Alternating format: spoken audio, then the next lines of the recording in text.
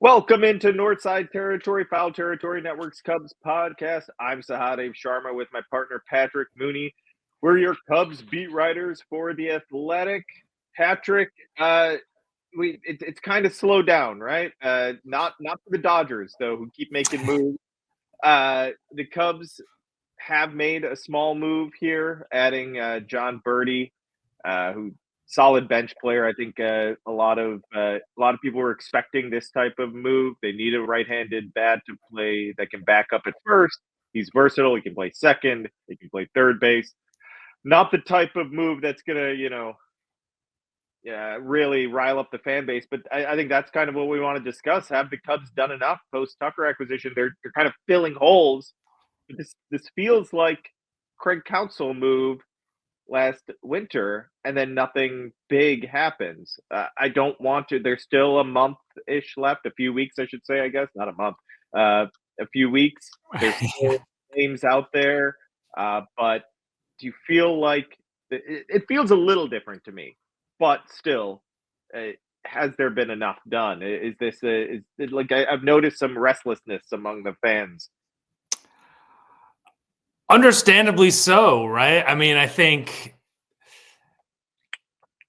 this has been another one of those off seasons where the Cubs can kind of tease their fans a little bit of like, there's still some names out there, there's still some stuff to do. And clearly there's not as many names on the board anymore. And our reporting strongly indicates that the bigger names out there, they are not in play for.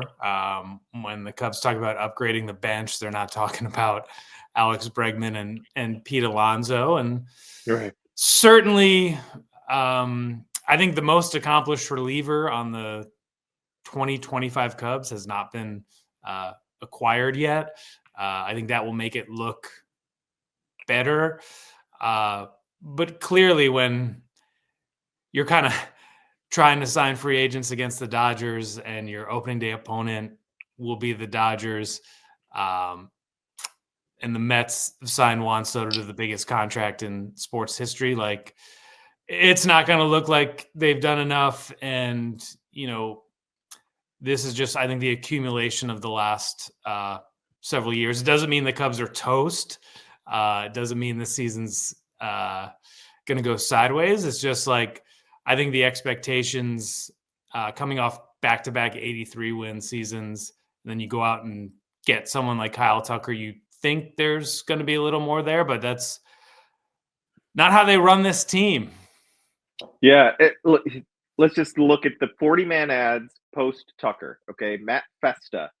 Go through the list. Cody Podit, Colin Ray, Caleb Thielbar, Carson Kelly, Vidal Brujan. I think that's it. That's who they've added post Kyle Tucker. None of those who knows? Like some of those relievers could turn out to be really good, right? We've seen it wouldn't be a shock if Matt Festa has a great season, right? Because that's how relievers work. But my point is, none of these names excite a fan base. None of these names give you some certainty. And for a team that needs a little bit more certainty, right? That is going into a critical season. I'm not saying that they're going to have a bad season because of that. I actually think they have a pretty solid roster with some holes that they need to continue to fill. That I think some of them will be filled. I just think it's really hard, and we talked about this in the last episode. When you have your owner coming out and like kind of making excuses about why they're not spending like a big market, it's really frustrating for fans to hear that. So it's really hard to nod along and say like, oh yeah, you're making good points about finances. No, they don't want to hear about breaking even. They don't want to hear about why you can't spend like the Dodgers and the Yankees and the Mets. That's fine. Like I said last time, don't spend like the Dodgers, Yankees, and Mets. How about spend like the Phillies and the Padres and the Astros and the Braves? You can't be 10th. Okay, you just can't. So like, and certainly if you are, don't go on the radio and start explaining all these things and telling the fans why they don't understand how their finances work. especially if you're not opening up the books. Like, show it to me, prove it. Like, I don't want to hear the financial excuses. So it's a little frustrating to watch, and I get why fans are up in arms. And then you have what happened today, or not today, earlier this week. Kirby Yates signs with the Dodgers. I want players to get paid. I want teams to act like the Dodgers and the Mets. But it seems a little absurd. It's not finalized, right? We don't know numbers on Yates. I think he still needs to pass a physical and all that stuff, and they need to make a 40-man move. This is crazy, though, right? Like, the Dodgers are getting everyone. Like, this is a powerhouse. I know baseball's weird, and it's not like the other sports, so we can't give them the World Series just yet. But I don't know, man. This makes it hard for fans as well, I think, that aren't fans of the Dodgers.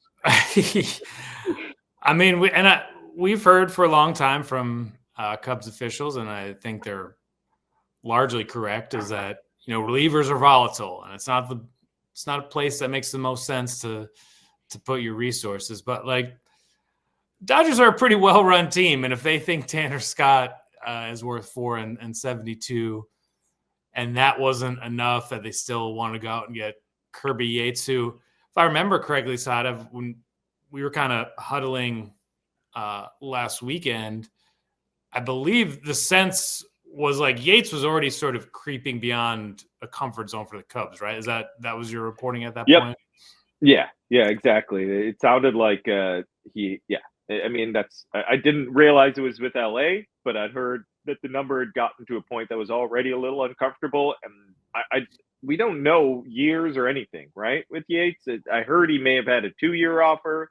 That's kind of crazy he's 38, right? I'm pretty sure he's 38. It's wild that he's getting, that he had a 2-year offer. He'll be 38 in March. A really good season and really experienced guy. He has nearly 100 saves in his career. Just a great season last year. Nearly 36% strikeout rate, 1.17 ERA. He can still pitch, but the money being thrown out there, you would think, right? Remember, what do we say, like a week or two ago, like, maybe this is setting up in Jed's favor. Yeah, these relievers are lingering. That did not age well. Yeah. No, the market is not for relievers didn't die down. Like, these guys are still getting pretty hefty deals. It's a little surprising. And I mean, if the reigning World Series champs in one of the best run organizations in all of professional sports is thinking it's important to put bigger money into your bullpen, to take some risk with relievers, and that's pretty telling too. You and I wrote about this in The Athletic, of like kind of the names that are still out there, and I do think if they wind up with former Dodgers closer Kenley Jansen or David Robertson, who pitched really well for the Cubs a couple years ago, and who represents himself as an agent, you add guys like that to the back end, I think it makes a huge difference. Experience, know-how, just a proven ability to pitch at a place like Wrigley Field in a one-run game with 40,000 people on their feet. Like, that is a must-do here. We got about a little over 2 weeks until pitchers and catchers report, I believe on Super Bowl Sunday. So, like, the Cubs are going to have to start making some decisions here pretty soon. And I'm kind of fascinated. We talked about this earlier of, like, Tanner Scott was kind of a unicorn, right? A guy they had been obsessed with for years. So, like, now where do they go? I mean, one name just went off the board who our understanding was Paul Sewald was not like a guy the Cubs were enamored with, but I think he got 1 year, $7 million-ish. So, like, right. What would Jansen and Robertson be expecting at this point? You could probably slot in maybe multiple relievers. I think money-wise, they could probably do it. I think it just becomes a matter of flexibility and roster space. Yeah, and look, Kenley Jansen, really good peripherals again last year. The walks were not double digit rate, so that's fine. Nearly 30% strikeout rate. I kind of love David Robertson. He's throwing harder than he ever has before. He's going to be 40 when the season, or he turns 40 early on in April. He had a really good season, 3 ERA, over 30% strikeout rate. The guy is, he loved his 3 months in Chicago. I remember talking to him. He really liked Tommy Hotovy. He was happy in Chicago. I think winning in Chicago would be even better for him, and he probably can, sign with them and be told, you're going to be our closer to start the season. I think he makes a ton of sense. I don't know how.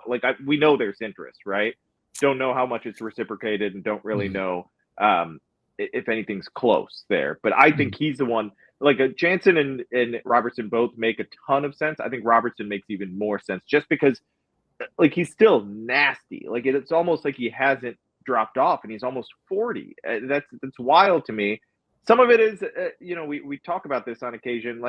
Sometimes it's almost, I don't want to say it's good, but you miss some time late in your career. Remember, John Lackey had that Tommy John surgery late in his career. It almost saved innings, and he was able to pitch later, a little older. Robertson missed most of 19, all of 20, and a lot of 21. He pitched 20 innings between those 3 seasons. Yeah, that's. I know he's hurt, but that's miles off that on your arm that you're not using, right? And that's how pitchers really are, especially relievers. They're just ground into dust by managers so often. It seems like he's still at or near the top of his game. Really impressive reliever. That's who I would focus on if I were the Cubs. I think they have to cast a wider net. There were a few other names that we had heard, and like you said, I think maybe they could add the closer type like Jansen and Robertson, and then look at Phil Matone, look at Ryan Stanek. Ryan Stanek throws in the upper 90s. I'm sure Tommy Hotovy has ideas for him, and guys like Hotovy and Jacobson and Tyler Zombro all have these ideas of how to maximize him as well. I think he could be a second addition if they are looking to add 2. I just don't know how much.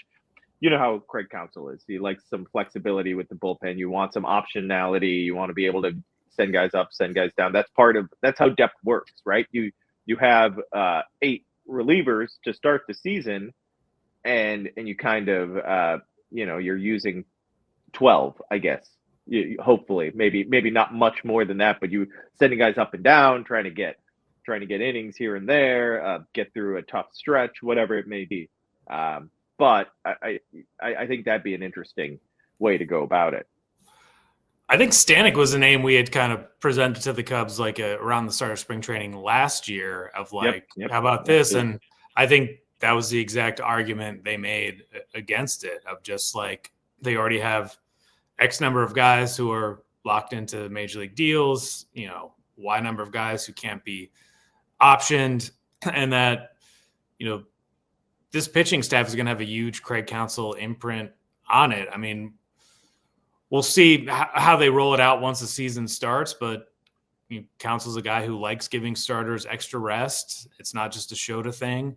May not be a 6-man rotation per se, but I think he's probably going to be looking for chances to do that if everyone's healthy, and if Colin Ray is in that sort of swingman role.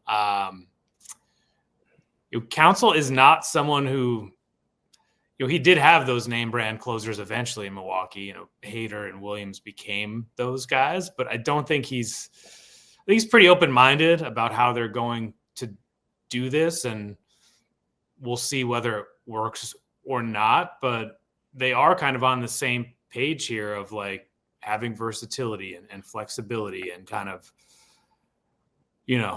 solving for wins without getters, whatever all their sort of phrases now. And so I do think that's the area where, you look at the names 1 through whatever, it's going to take who knows how many pitchers this year, 20, 30, 40. Yeah. I think they're in a decent spot with that. That just doesn't win the offseason, and that just hasn't been good enough these last 2 years. And I think that gets back to the beginning of this discussion of the frustration of like where's that guy that you can count on for like 4 wins, or a guy is going to get you like 35 saves and just kind of perform in those high leverage moments. Like the depth, the roster flexibility and versatility is just not a lot of sizzle there. Right. And we'll see. It goes back to the process. And we wrote that big story leading into GM meetings of like, if the process is so good, why has it led to 83 wins the last 2 years? And now they would say the process takes time, and the process is evolving, and process could certainly work this year. But it's been a little lacking after the Tucker trade in terms of like this team is going for it. It's no, like this team's going to spend more than everyone else in the Central, but not as much as similar big market teams in the National League, and they're just going to kind of see what happens. Maybe there's some opportunities late in spring. Maybe there's a push around the trade deadline if the team performs well, but certainly not that full throttle offseason that Cubs fans understandably would have hoped for. Yeah, I'm not sure if we kind of expected anything like crazy once Tucker was acquired. I think that's kind of what we looked at as like, that's, number one move with a bullet. Like they're not going to come close to that. Like I just didn't like, yes, would it have made sense to like go aggressively after Alex Bregman after that? I think so. Yeah. I think that would have made a lot of sense. I think we're just we're just very aware of what the spending is like with this team right now. And as much as people want things to be differently, it's just not how it is.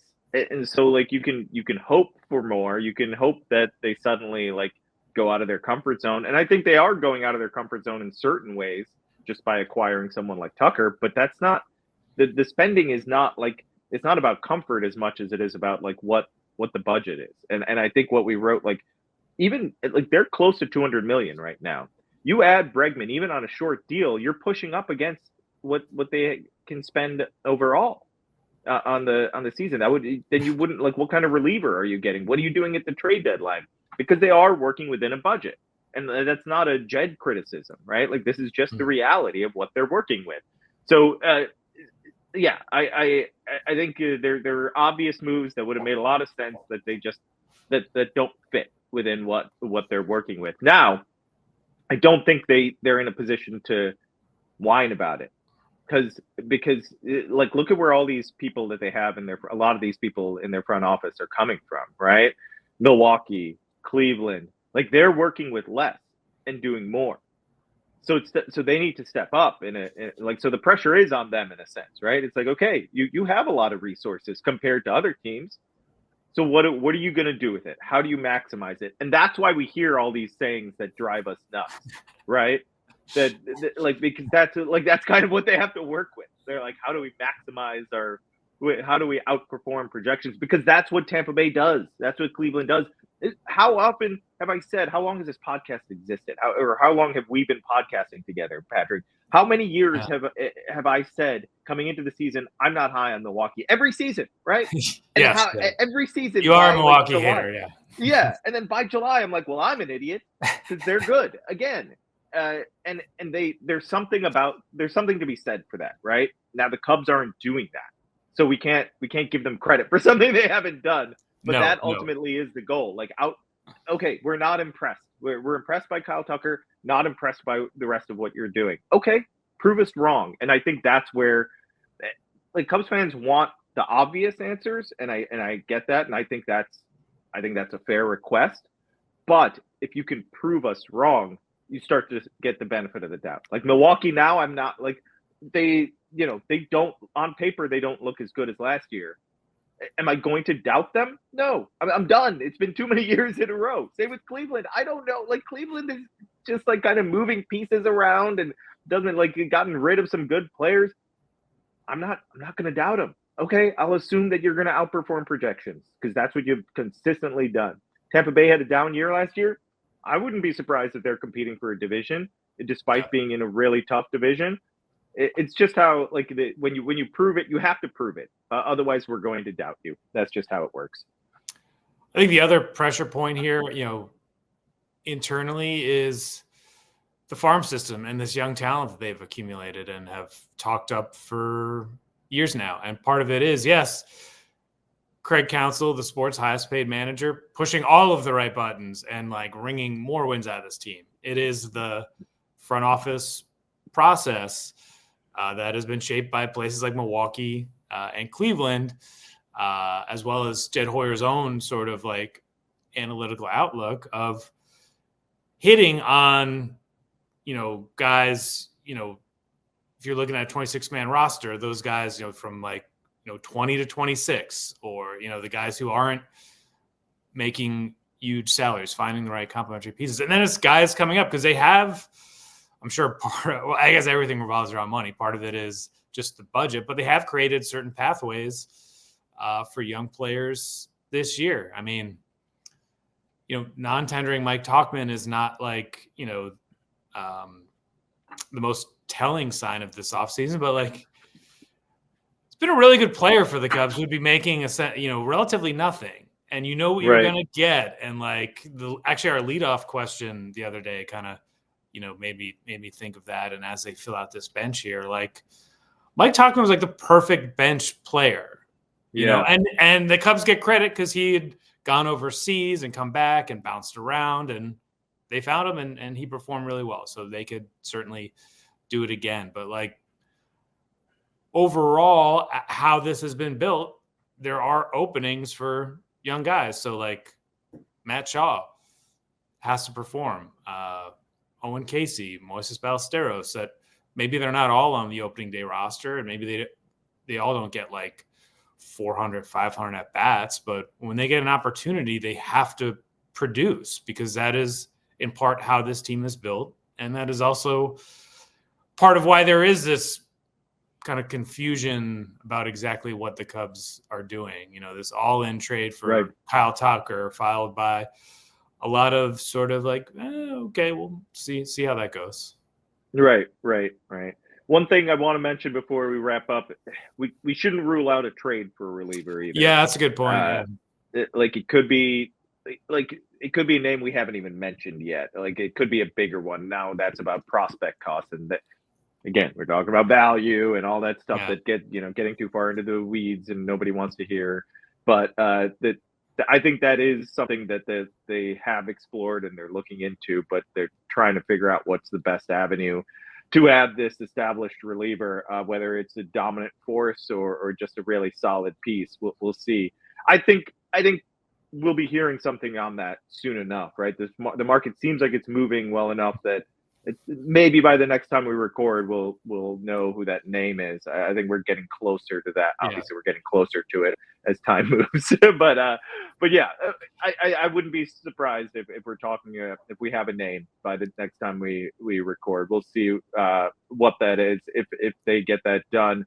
All right, this is Northside Territory. Thanks so much for listening, everyone. Make sure to rate, review, subscribe. Subscribe to the YouTube channel. Be sure to subscribe to The Athletic, where Patrick and I are covering the Cubs. We really appreciate all of you listening. Thanks so much.